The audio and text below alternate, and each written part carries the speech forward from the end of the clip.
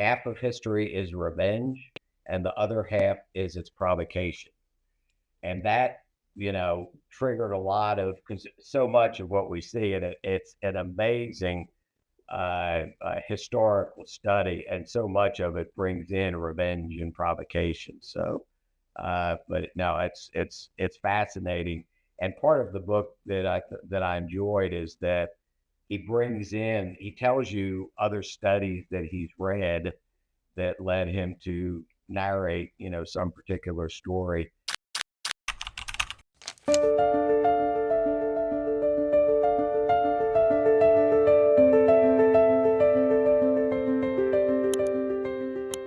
Hi, and welcome back to the Big Book Project. I'm really thrilled today to have with me Ron Restrepo. Ron lives in Houston, and gee, Ron, I don't know how long we've known each other, but you are an amazing reader of big books. So I was very excited when I learned that you had read the book by Fernando Del Paso, the Mexican author that we are going to be talking about today.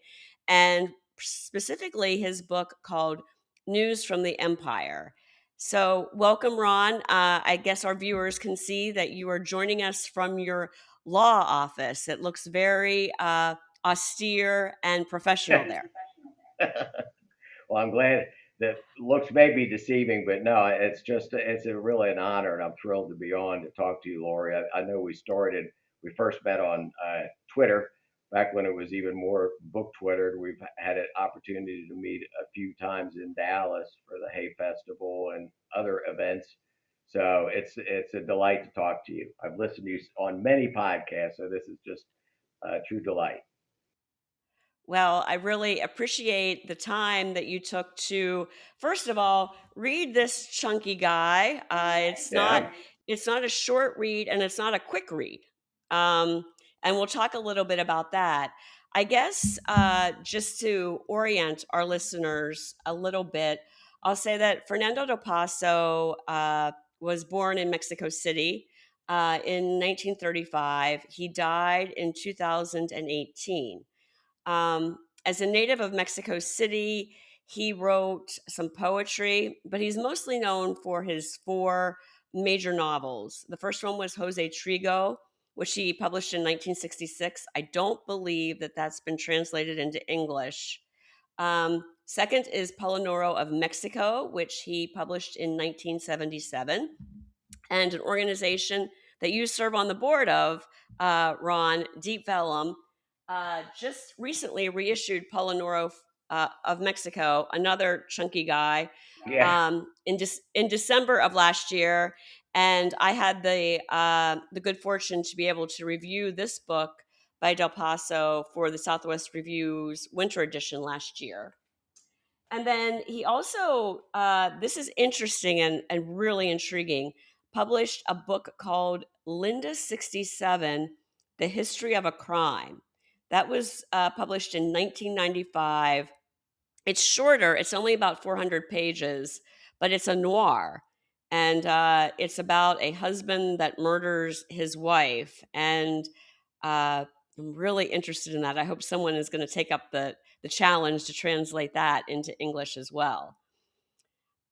I, this book that we're going to talk about today, though, News from the Empire, covers a piece of history that I really didn't know about, and this was two members of the royal European royalty who were married, Maximillan of the Habsburg Empire, and Charlotte, or when she gets to Mexico, they call her Carlota. She's the daughter of the first King Leopold of Belgium. They get married, and the European powers that be persuade them that they need to go to Mexico and be emperors there. And but it was a very short-lived dynasty in Mexico, 1864 to 1867, when lo and behold, the Mexicans assassinate Maximilian after Charlotte has fled back to Europe. Um, I think some of the most interesting things about this book are one, the way that it kind of interrogates imperialism, and also maybe even more interesting because there've been a number of great novels that talk about the imperial design on the New World. But this is a really interesting discussion of how we write history, a kind of a historiography kind of exploration. And I wondered, Ron, if you had uh, thoughts about the historiography piece of the book. Yes, very much so, in the sense that I mean, I read it a few months ago, and I was reminding myself of some of the major themes, and I just happened to be, uh, appropriately enough, reading another Dalkey book, The Tunnel, and a large part of that theme in that book is what is history, who gets to write it, and the study, and we were talking right before we got on, and as sort of an epigraph for at least my thoughts on it, and just happened to read 2 days ago a comment by the author, the narrator of The Tunnel, William Gass book, and it says he's a professor of history, having written a book on Nazi Germany, and he says, as my mentor Magus Tabor said, half of history is revenge, and the other half is its provocation. And that, triggered a lot of, because so much of what we see, and it's an amazing historical study, and so much of it brings in revenge and provocation. So, but no, it's fascinating. And part of the book that I enjoyed is that he tells you other studies that he's read that led him to narrate, some particular story, and says, well, so and so said this, but this other person said this, but remember what their motives were. And then he comes up with his own, combining those narratives, what he thinks must have happened or may have happened. So, no, I totally agree with you. It's a great theme. Um, there are three, I guess you would call, principal characters in the novel, although it's, as you've indicated, an amazingly polyvocal novel. We're getting voices from all over the place in terms of letters that two brothers are writing each other, one from the Empire in Mexico, the other from Europe. We've got I guess fictional documents of kind of procedures that were followed with respect to the dynasty that they were hoping to build in Mexico. But the three, I guess, main characters are Charlotte, the Emperor Maximillan, and then Benito Juarez.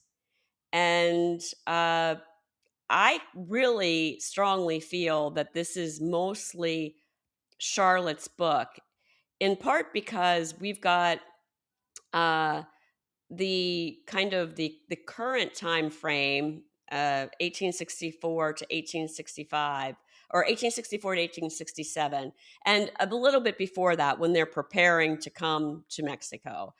Um, and then we've got this, I don't know, what would you call it, rant? Every other chapter is this rant by Charlotte, who is now considered insane, and she's living in Buchat Castle, in Belgium, and she's thinking back, she's remembering, and it's kind of a very intense stream of consciousness um, uh, scenario that we follow her through for, I think it's 12 chapters, or it's that are actually monologues, because all we're kind of dealing with is what she's thinking, and a lot of it is probably extremely unreliable.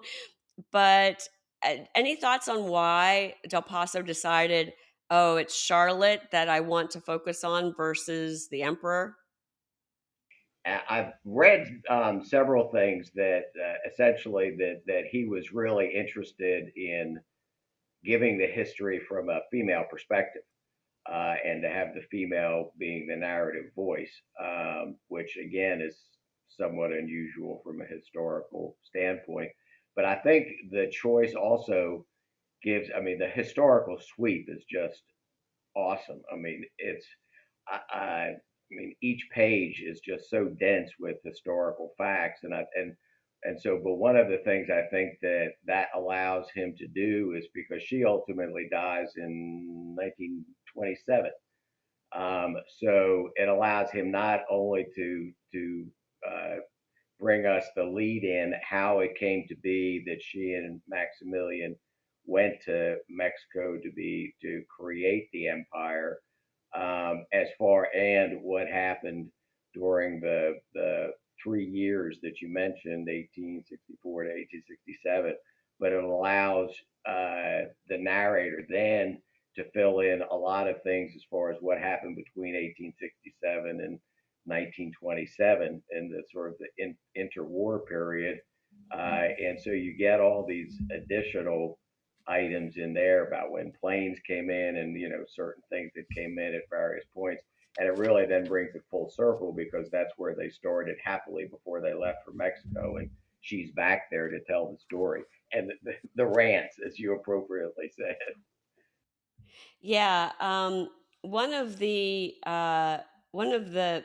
concluding chapters, not one of the rant chapters, but they talk about all of these people that she survived that were contemporaries of hers. She lived in, I guess, exile, you could say, in Europe for 60 years in that castle. She was kind of sent there as a crazy woman. She kind of started losing her mind, as far as I can tell, on her voyage to Europe.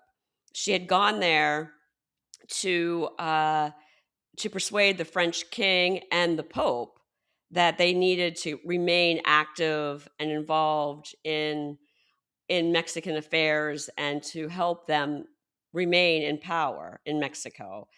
And she got a very poor audience, and then I guess kind of lost it. But one of these passages, we we go through this litany in typical Del Paso fashion of all of these prominent people that died while she was still alive in Bucot Castle. And this particular passage struck me. It says, because Carlota outlived not only Maximilian, Juarez, Napoleon, Eugenie, and all the rest, but also a whole era, a whole concept of history and destiny of mankind, and of the idea that man had of himself and the universe. Um, so yeah, that's just kind of interesting. They were testing atomic bombs by the time she died in 1927, and she was the Empress of Mexico in 1867. So it's quite a remarkable life that she led. Yeah, another thing too, I'm glad you mentioned that at the very end because part of the amazing part of the structure of the book is both of the is the life cycle, her life cycle, because that's where she starts before they launch off to Mexico, and then when she leaves, while he's Maximilian is still trying to become emperor, she basically goes back to where she started, and then at the end, in that last part that you were mentioning, she's talking about how many people she has survived, and again that comes full circle because a lot of us look to the first page test, read the first page of a book to see if you're interested in it, and the first two pages give you a amazing sense for what you can expect because she goes through her family history and all the royal connections between the various countries in Europe and her, royal background, and it reminded me of sort of a biblical explanation. I mean, Matthew in his Gospels or something telling you the lineage. So you get that in the beginning, and then at the end you get everybody that she survived. So it really does, in both respects, literally come full circle. And yeah, it's great. Yeah. The um the imperial pieces of this are interesting as well. Juarez was in power and continued to fight for power. I think pretty much the entire time that they were there. He was thrown out, I guess, of power right before they came. But there is an interesting dialogue that takes place between he and one of his secretaries on page 337, um, where he's talking about Maximilian, and he says that uh, that he has this dream to conquer and rule Mexico, and he says, and also parts of Central America and Latin America outside of Mexico. And he says it's a dream also adopted by Maximilian. Bolivar couldn't achieve it, but an Austrian dares to dream it. But that attitude only reflects the eternal arrogance of Europeans. The idea that Hafid's race is destined to rule the world, to divide between them the islands of nations, as it says, if I remember correctly in Genesis. They have always taken upon themselves the right to draw and redraw the political map of the continents, including their own, the right to share the world among themselves, as they did in the Treaty of Tordesillas, the Treaty of Utrecht, and so many others. Have you ever stopped to think, Mr. Secretary, why the Near East and the Far East got their names? Well, Don Benito, because they are near and far. Near to what? And far from where? Well, from Paris, Madrid, London, Vienna. But they are not far or close to each other. Do I make myself clear? History has been measured with only one standard, the iron standard with which the European man has subjugated nations. And that's kind of, I think, a good um, statement about the look that Del Paso, I think, is asking us to take in this book about why these Europeans thought that they had really any right to come over to the New World, just like they had colonized so many places throughout the globe. And of course, how Charlotte's brother, Yeah, Leopold II, will just rape and pillage the Congo soon. Um, it's I really feel like these two tracks that Del Paso is asking us to interrogate, the imperialist destiny, and then the historiography piece, are really so articulate in this book. yeah. No, I agree. And because one of the things that I enjoyed, because I remember making notes of it when I was going through, is that throughout the book you sort of get a parallel history of how Benito, how he came into power, as compared with on that him on one side, and both Napoleon and Maximilian and all royalty on the other, and so and it just that parallel path, both simultaneously, I found quite interesting and somewhat near, and just because I had marked a spot that's only about 10 or 20 pages before that again shows the comparison between the leader of Mexico and the leader of the others, and this is back on 337 when they're talking about attire, because one of the things you get throughout is Maximilian is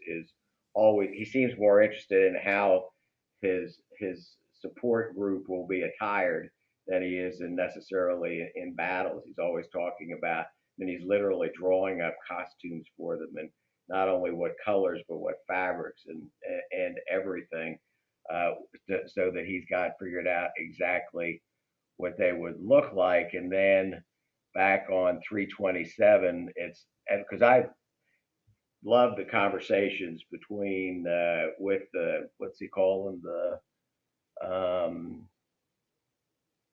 Mr. Secretary. He always calls him right, Mr. Secretary, and there's that exchange between them, and there's another exchange earlier in that same part on 327 when he says, "Since I became governor, I abolished the custom of wearing a special hat in a special way during public ceremonies, and I adopted, as you know, the common attire of a citizen.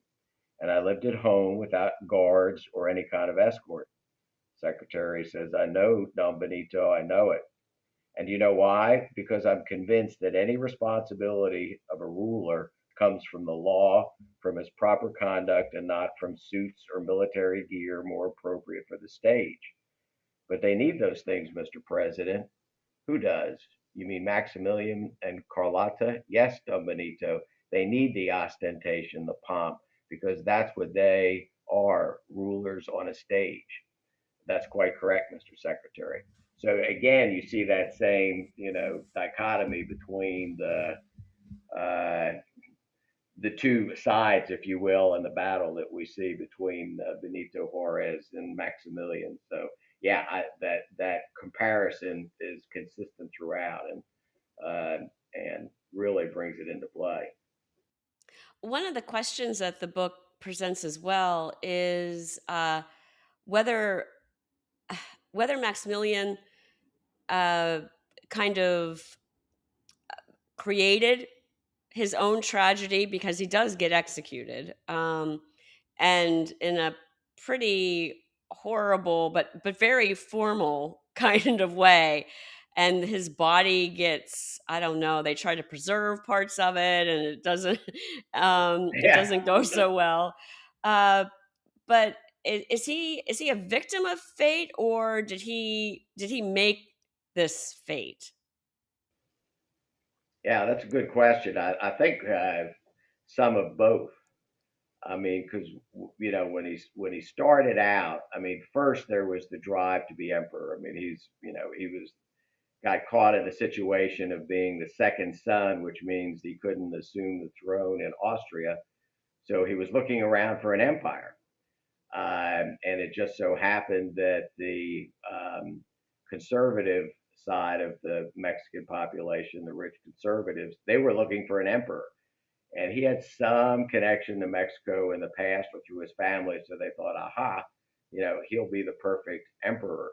And so it starts off when, so he goes over there just assuming that, with the power of the empire that you mentioned earlier, he's going to be successful. But when he gets there, what part of the interesting history part was that even some of the indigenous peoples in Mexico, they had fought each other before, so they started to align themselves with one or the other side. So, and he fares not as well as Benito does there. And then the other overlay is, which is brought out wonderfully, because as usual, the shadow of the USA to the north comes into play, because when he first goes over, I think everybody assumes the United States is going to stay out of it because they're busy with the Civil War. So he arrives in 1864. Well, 1865, the Civil War ends, and then all of a sudden the United States is back, since they're not fighting between themselves. All of a sudden, it comes back to the Monroe Doctrine, which we remember back from our school age history. So that comes into play, and the last thing they want is or is a French Empire in the Americas. So I think and he's not meant to be a warrior. I mean, he's meant to, and that's why I was impressed with that part that says he really is. I mean, he is the emperor to be on stage, and that's what he is, and he doesn't, he's not the warrior kind, and so I think with all these other forces, when reality hits, he's doomed. Yeah. I was I had to chuckle to myself when the Monroe Doctrine was brought up because it's recently been in the news as well too. We've had our own little Monroe Doctrine thing going on, I guess, with Venezuela. But um,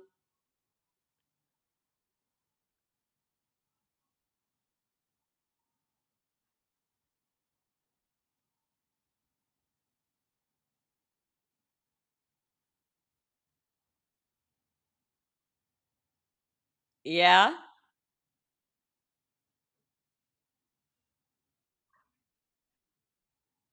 So Maximilian is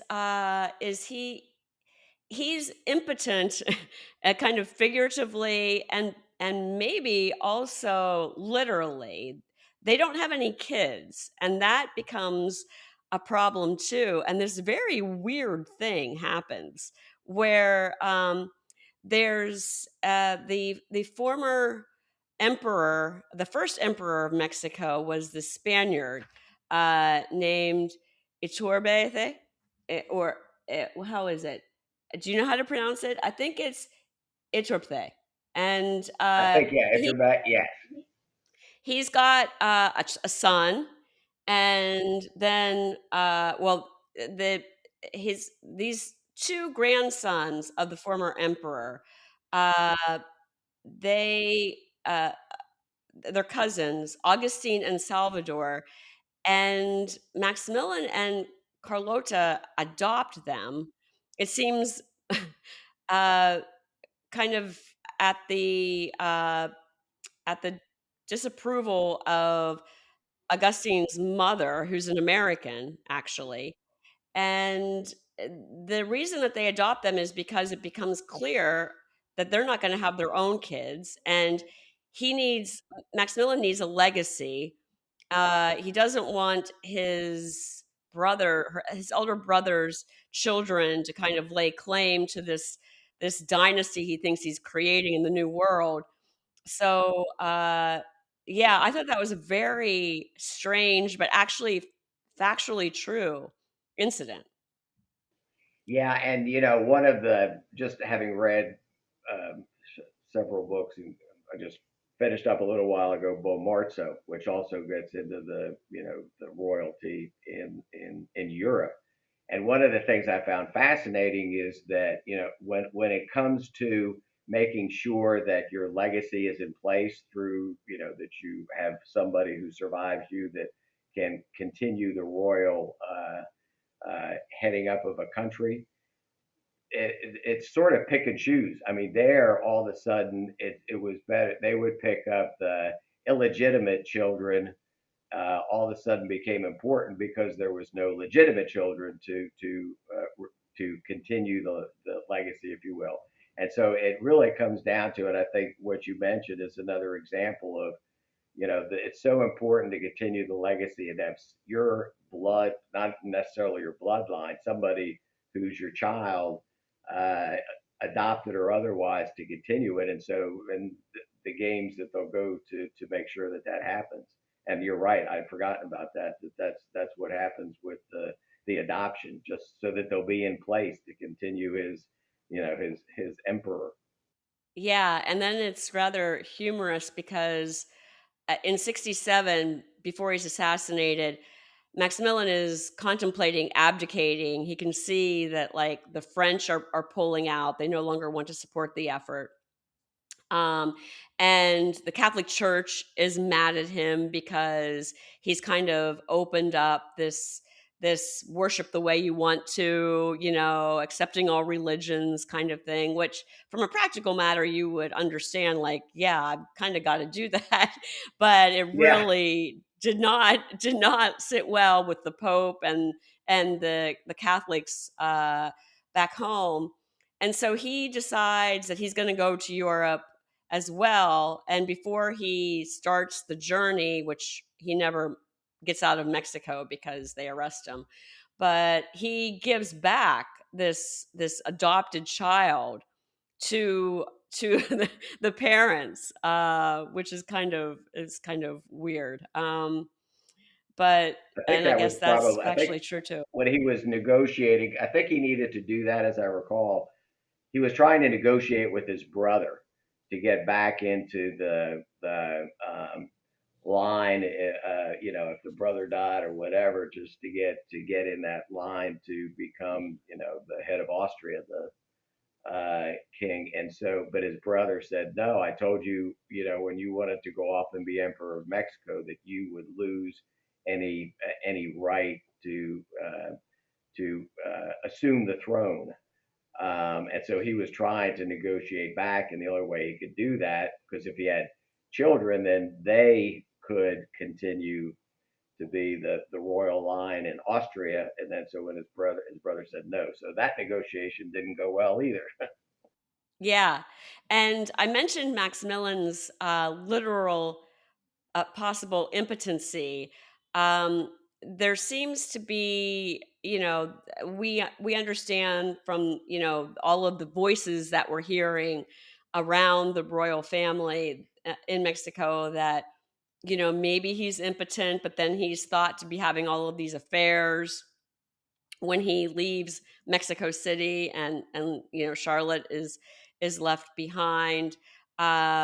She, and some of her mad ravings, claims that he had a venereal disease and that's why he wouldn't touch her, because he was with all of these, I think she calls them whores. Um, there seems to be some belief. It's in the book, but I also looked it up on Wikipedia, that he probably did sire Maximilian at least a couple of kids, by other women. So that's kind of an interesting thread of the story too, and one that she can really get spun around to pull on, Yes. in her rants. But I also found really interesting that how much you think, and again, the history here is not something I'm terribly familiar with, but we get these different versions of whether Maximilian uh, decided that he was going to hold fast, and by God, he was not going to give up the throne, even though there was all this pressure from both insurgents inside Mexico and also coming from the north, from the United States, who now, with the Civil War over and the Monroe Doctrine, was very interested in what was going on with Mexico. Um, but there's kind of rumor that's talked about in the book that his mother, in Austria, wrote to him, and it was like, you are the emperor. You can't humiliate yourself and the family by abdicating. You've got to stay to the very end. And of course, we talked about the fact that Charlotte ran off to Europe, uh, to kind of try to save things because the French were pulling out their troops. Um, so I don't know. Did you get a sense, either from what you know about the history or just from the way that the book discusses it?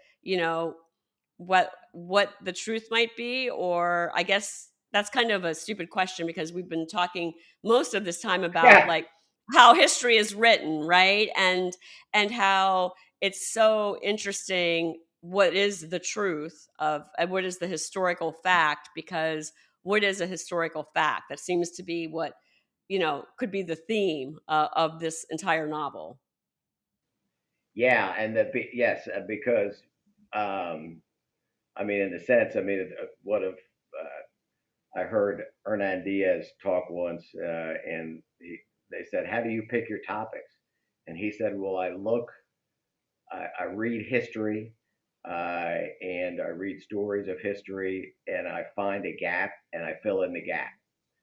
And I think that's a large degree, in my mind, what historical fiction is. I mean, because there's a lot of documentation out there, and Del Paso did an amazing 2 years of research, Yeah. and it's just astounding the research. But there's not documentation of a lot of these conversations. Certainly not of the conversations between Benito Juarez and his secretary. And the other conversation I liked is when Maximilian and his corporal or whatever, somebody, and that's obviously not documented. And I'm not aware of any letters from Maximilian's mother to him.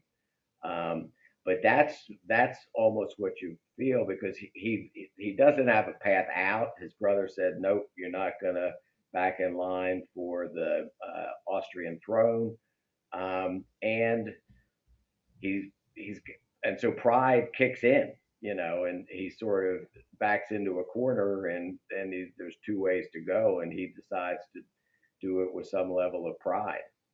And so I think that's, and mothers can be an important influence on decisions like that. And yeah, from the storyline, she was definitely saying, yeah, I mean, we're over here, but we've got an extensive history of our family, and you would ruin it if you don't continue your effort to become emperor.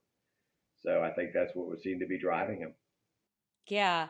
Uh, you bring up a really good point in terms of Del Paso's research for this book, and uh, and historical fiction, because I almost feel like Del Paso Del Paso's research and his writing were contrarian to what we consider historical fiction, because I've never written any kind of fiction, let alone historical fiction. But I would assume that a a a fiction writer would look at history and say, oh, there's a gap. I'm going to fill that in, just like you said, Hernan Diaz talked about. But I think you would also kind of pick and choose what you were putting from your research into the book,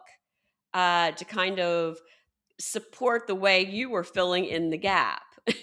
and and Del Paso here seems to do just the opposite. He just throws it all in. There's like so little clarity here as to what is really the situation, or was the situation, that it gets very very muddled, and that seems to be exactly his point.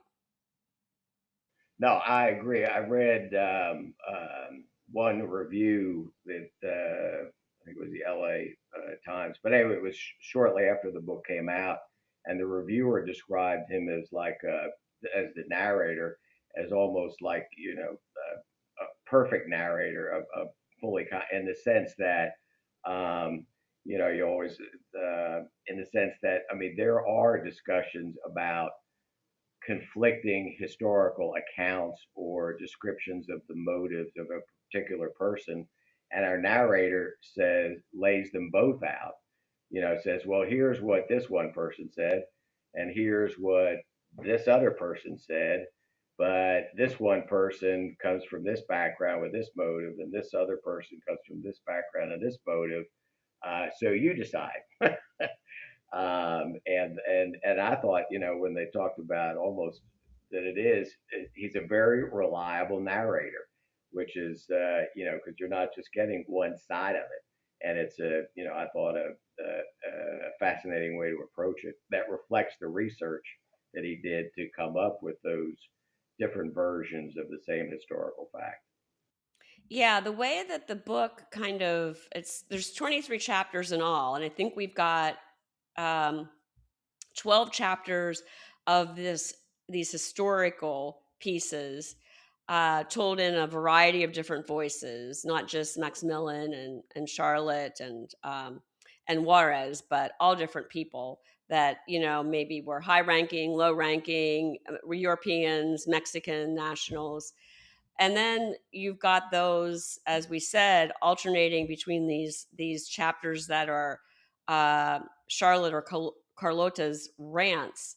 And she doesn't come across as a very reliable narrator at all. At least I didn't feel that way. And and it comes back, one of the, I think the overlap, which when you talked about I don't know, voices. I mean, it's amazing how many figures there are. But one of the things that I really enjoyed that to me gave the book a lot of texture in reading it was the different forms that he uses throughout the book. As you mentioned, I mean, there's letters between two brothers, one in Mexico, one in Europe. There's Carlotta writing these rants or other descriptions from the where she's holed up and back when she's back. You get the dialogue between Benito Juarez and Mr. Secretary. You get the Emperor and his Commodore. So there's all these different ways of coming at it that I think just add a lot of texture. And I was trying to think, and maybe you could help me out. Just in 1987, I don't know how often that was being done, where you've got the epistolary form in the middle of a narrative and a historical. I mean, it was just to me that made the book even a more fascinating read. Yeah, it's a real feat of authorship. It's because it does ask so many questions, but it also asks these questions around uh, a time and a place that, of course, was real, but also really compelling characters. I didn't dislike Maximillian. I felt kind of sorry for him. It was kind of went back Yeah, and forth between pity and compassion and just kind of thinking he was pathetic at times. And her character as well, Charlotte or Carlotta. I think that um, one of the opening scenes that we get is uh, they're at this castle that Leopold built for that. At that time, they were newlyweds in Spain. I think it's Miramare or something like that. And they've got, I think, a ex ambassador to Mexico there from Belgium, maybe the current ambassador, and they're really, I mean, it's a little tongue in cheek because it's all very luxurious, and maybe you could say they're playing it, trying to understand Mexico, but they're trying to a little bit learn the language. They're trying to understand the customs. She agrees to change her name from Charlotte to Carlota. Um, they really, in some respects, I think, did try to. I wouldn't say acclimate because they're coming in as imperialists, but um, there are some things about them that I did have compassion for. yeah, and I think that's one of the things that he does well. I mean, there's not a hateful character amongst all the voices. I mean, he gives you enough background. And the other thing that it struck me recently is to remember their age. I mean, Maximilian died when he was 34 years old. So we're talking at a time when he's like in his late 20s to early 30s. He's sort of adventuresome. And I could sort of remember back when I was that age. And so just trying to put myself in his position during that young time. And he was, you're right. And he was, he was also very interested in the flora and the fauna. I mean, he wanted to go out like, to go after butterflies and that type of thing. And so, yeah, he wanted to. And the other part of it too is he thought, and presumably that's what he heard from the ambassador, but he was told they want you. They want you to be their emperor. So he Yeah. expected to be coming in on, like the floats or whatever with the celebratory entrance, and he was, obviously not received that way. So, but no, I mean that was they really did make an effort to be adjusted for their new kingdom. Yeah, yeah, and they have a pretty rough time of it. They're used to living in the lap of luxury, and when they first arrive in Mexico, like they're eaten alive by bed bugs, and the heat is really something that they have to contend with. So it's not an easy transition for them in any respect. No, and that they came into Veracruz, which I guess is down in the southeast, and apparently, right, it's more humid than Houston, and has many more mosquitoes, and so that's the way they were greeted. And again, so he's 30 years old, and from the description of the attire, I mean, they're not in shorts and a t-shirt. I mean, because he wanted to make sure that he was dressed as they would expect an emperor to be dressed. Yeah. And so, yeah, it was a rude awakening, to say the least. Yeah. Well, I hope that we've kind of made this book. I won't say we've done it justice, but we've made it interesting enough for listeners to want to go out and check it out. I bought my version used. I don't know about you, Ron. I did. A local used bookstore. Yeah, I didn't find it locally. I bought it used online, and uh, my copy is from the Eugene Public Library in Eugene, Oregon. But There we go. it is one of those books that I think that you can purchase. It wasn't excessively expensive to purchase. Sometimes when you have to buy an older book, um, on the secondary market, it's that they're very rare and you end up paying a lot. But this was, I think, a normal cost. Mine was on site. It's $9.50 for mine at the used books. That's a real bargain. That's almost, Yeah, I like was pleasantly surprised to find it. yeah, because it is a 700-page book, so it wasn't cheap to Right. produce. And I do hope, we talked about your position on the board of Deep Vellum, and the fact that they did reissue Del Paso's previous novel, Palinuro of Mexico, just a couple of months ago, or I guess 6 months ago. So maybe there's hope that there will be a reissue of this one as well. That would be fantastic. Before I let you go, because you are such an amazing reader, I wondered, maybe keeping with Mexican or Latin American authors for this discussion mostly. Um, are there other books that maybe you think are parallel to this one, or give you the same vibe based on the tone? You mentioned the tunnel, which certainly I can see that. Yes, and the two others that I'm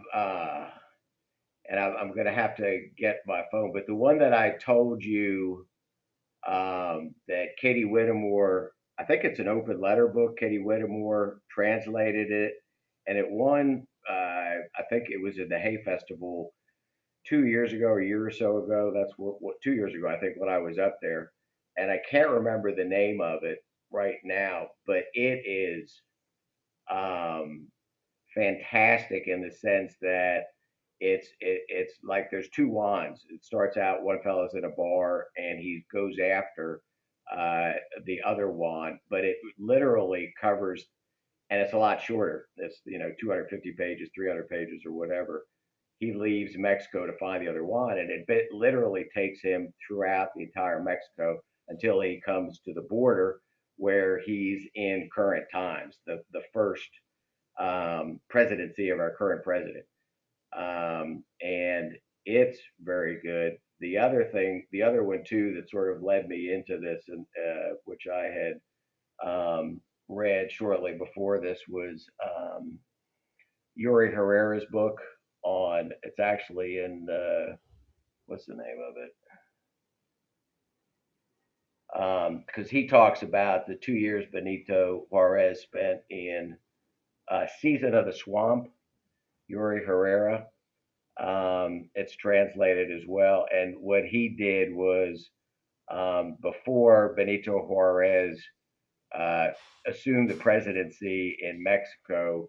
And as with Mexican history, they change at this point in time. Certainly, they change their leaders somewhat frequently, and it went back and forth. It's almost the same in Colombia. The conservatives were in, then the liberals were in, and it would literally change every 2 or 3 years. So he was needed to leave Mexico for 2 years and went to New Orleans. And actually, because there's a place in this book towards the end where they're recounting Benito Juarez's background, and he talks about two or three. The narrator talks about two or three people who were part of his group when he returned to Mexico, and that's the group that spent 2 years in New Orleans, just sort of preparing on the planning to get back to Mexico where he could assume the presidency. And so that's another one that sort of fills in, a part of the time that leads as a prelude, if you will, to this one. Yeah, I haven't read either of those books. There's some echoes in this, and I spoke to him about it when we had him on my Across the Pond podcast with Sam Jordison. Alvaro Enrique's Yes, book. He had two. The one that he was on our podcast for was Now I Surrender, which again kind of interrogates this issue of Mexican imperialism and the whole legend of Geronimo and I think it's the Apaches. Apacheria is the territory that went from Mexico to the United States, and that there were battles over cross border skirmishes, and then Alvaro's previous book, I Dream of Lost Empires, or it's something like that. Yes, and yes, yeah. Which I've read that. I've not read the new one. I listened to your podcast and heard him read it in print, so it's like next up on my list and he's an amazing author. Because not he explores not only the history, if you will, of the Anglos and the indigenous folks, but also gets much more into the Native Americans, Geronimo, yeah, and it's like the third part of the stool, if you will, that gives it a completely different angle. And you see a part of it actually in News of the Empire, because as I mentioned earlier, some of the indigenous uh, folks communities, they start getting aligned. And my sense is that, and but you've read that, and that was a great interview on Across the Pond. That how the Native American tribes also aligned with one or another of the powers, because they also fought between each other, and so they were lining up to get their yeah, allies. And it's just sort of yeah. a fascinating history. So those are two excellent recommendations. Yeah, and I think I would be remiss if I didn't recommend the book that I'm reading right now, which also deals with the European royalty and shenanigans in Mexico and other parts of the New World. And this is Carlos Fuentes' Terra Nostra. This predates News from the Empire. I think it was published, first published in English in in 1976, first published in Spanish in 1975. But this book is amazing, another chunky one for our big book Yeah, lovers. And I'm only about 100 pages into it, but just incredible writing. And one of the parallels that is very prominent with the News from the Empire by Del Paso is you've got a crazy Spanish royal in here named Joanna Regina, and apparently, she's kind of a composite of a lot of Spanish rulers, but she's her nickname is the Mad Lady. Everyone calls her the Mad Lady. And after her husband dies, she kind of just rants and and goes into these long monologues that are quite reminiscent of Charlotte's in the Del Paso novel that we were talking about. But it's also a great book. No, and I commented before we started recording that I texted Chad Post when I was getting ready to read News from the Empire to say, what do you think? Should I read it? And he said, definitely. And he linked that with Terra Nostra as well. And Carlos Fuentes gives you almost anything you read that he has written, you will get a very good sense of Mexican history. So that's an excellent suggestion. What of his have you read? Most of them. Okay. I'm terrible with titles, Lori, but it's just because, and I've had the privilege of I had seen him read several times, but he's just like one of the old boom author, and was very much into Mexican history. I mean, you really get the sort of the layered of what Mexico City was like when it was under the Aztec rule and how it Yeah. became what it is. So it just Yeah. infuses most of what he does. I'm just really enjoying his writing style, and uh, a lot of commentators will mention that they call this novel Terra Nostra uh, a total novel or a uh, total. I'm not going to be able to say that.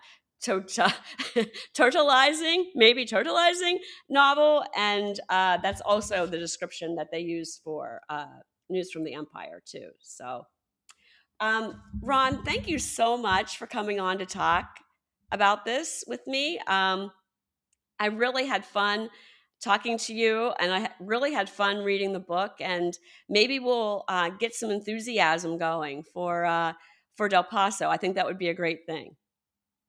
I definitely agree. I mean, it's just a fantastic book, and I hope it will be more easily purchased in the future. And it's been delightful talking to you. Always is. All right. Thank you, Ron. Thank you, Laurie.